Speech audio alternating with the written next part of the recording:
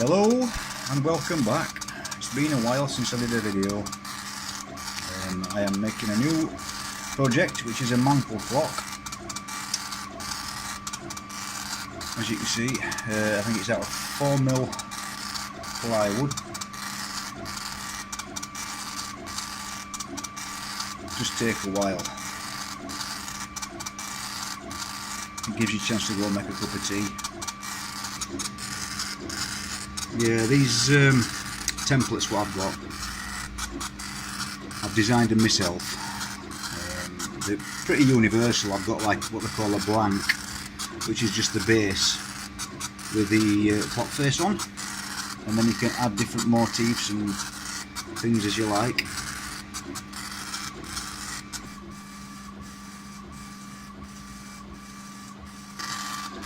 Yeah, these projects, I sort of have an idea, but it's just a case of add bits and take bits off until I'm happy with the design.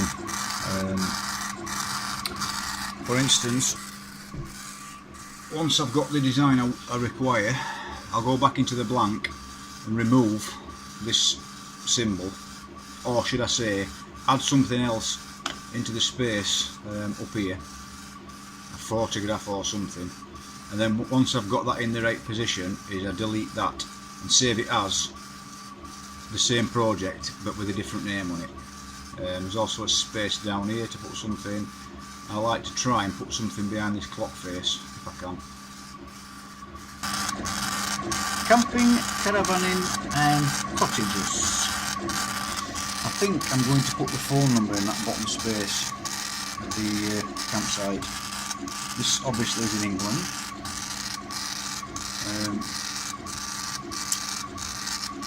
Yeah, I'm not very good at doing videos, but I'm certainly good at, well, I think I'm good at creating projects.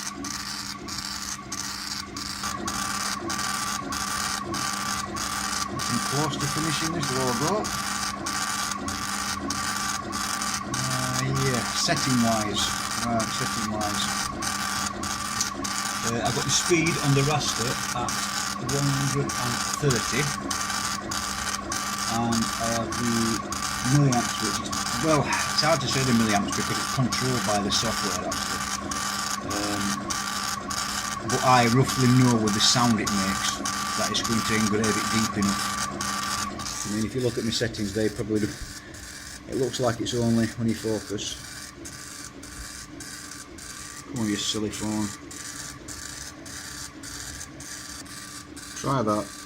Yeah, you can see I've got little nicks and marks on this knob, but it doesn't look as though it's using any more than 5mA, even though it's turned right up. But if I turn it down to the VRC, which is vector, raster and cut, it doesn't seem to engrave it in its proper place. But you see, I've had that much experience with this machine. It takes proper months and months to get used to this machine and to know roughly where settings are. I mean, the P at the top there, I have to have it there for a photograph if I'm engraving a photograph into wood. So it's trial and error, I'm afraid, folks. See some cogs there from me. Actually, while I'm here, these are a few other little projects I've been making out of cogs. The steampunk, if you know what that is. If you don't, go and look it up. These are actually fridge magnets, all different designs. They look quite good actually when they're on the fridge. Another one. Probably just about the right size for, yeah, for fridge magnets. Just put a bit of black spray paint on the back, which isn't dry yet. Clever boy. Right, that is the logo. You can't really appreciate what they look like. They look pretty good.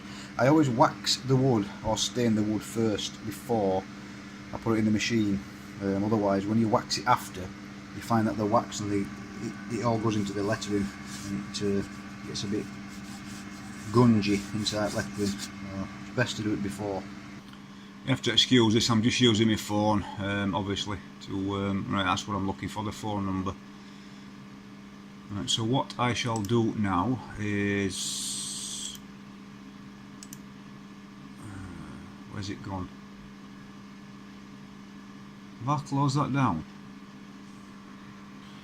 That's better. Right, what I'm going to do now is put the phone number there, which is, I have to keep going back to internet, I can't remember it, 0162, no that's not right. What are you doing? I know it starts with 0. It is 01262. 01262. 01262. Space. Bear with me, it's difficult this. 850207. 850.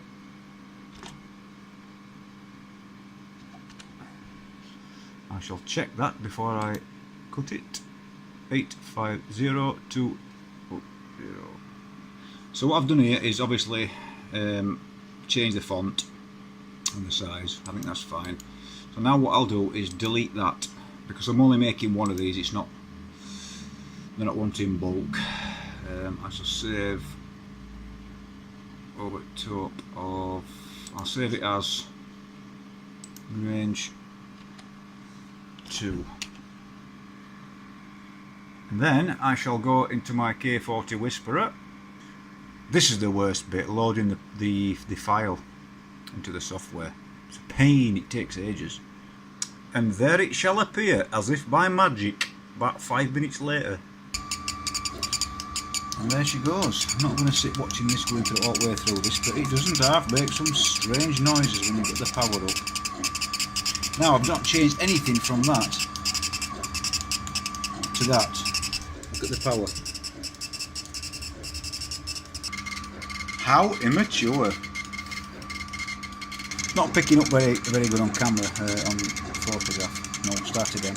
It's not picking up very good on video, but it's actually really deep engraved, that, so it should stand out pretty good. It's probably engraved a millimetre, not more.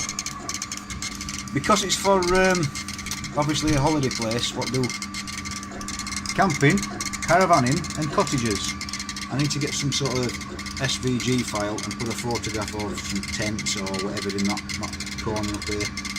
I think that'll be it, to be honest. So cut it out and then cut me stand, me mount and various other little pieces.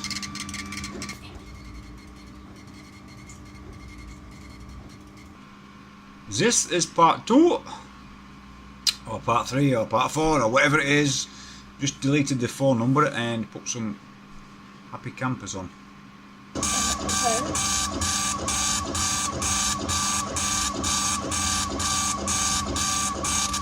The reason I've done them in a line like this, or should I say like that, is because it's a lot quicker for it to do one picture at a time. If you put them at the side of each other, then it's going from one side to the other like this.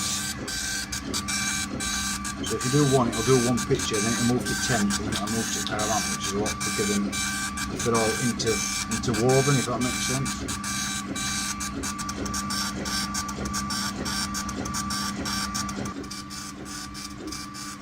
Coming along nicely.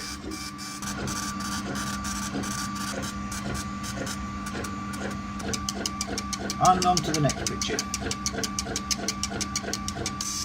It's a bit black like, which might have something to do with that van was actually blue, and you can see the others are black, so I've had to turn the setting down a bit because it's toasting it.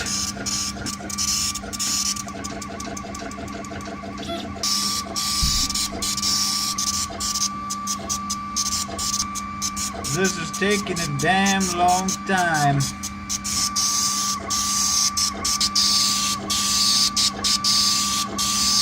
Strange caravan. To Portpool. Another thing I've noticed, I don't think caravans on double axles are that far apart. Not really. It's too late now though.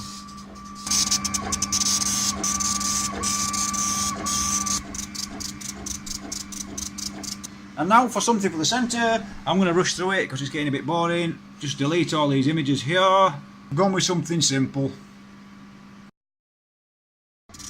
Yeah, I'm going to start rushing through this because I don't want it to get too boring.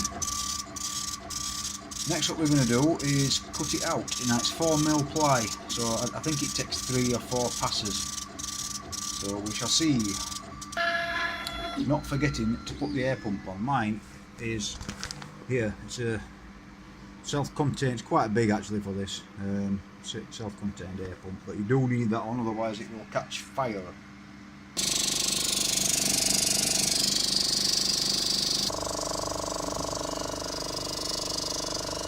It's cutting at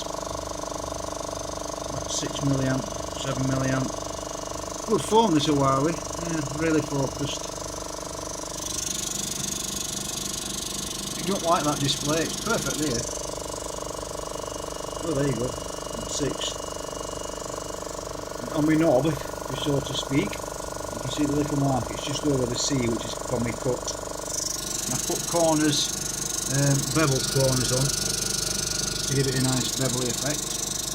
I haven't done yet. Mistake I make every time, the hole in the middle is the wrong blooming size. And this is the stand, or the top and the bottom of the clock. However, like a complete utter buffoon, I've made the clock face out of 3mm and not 4.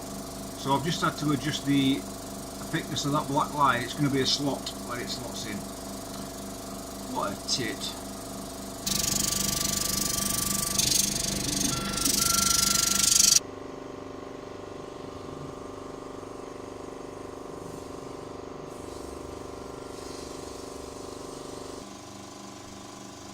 There you go, that's the first piece, the first stand, or whichever you want to call it. Let me take it out of this sometime today, and then that will slot into there,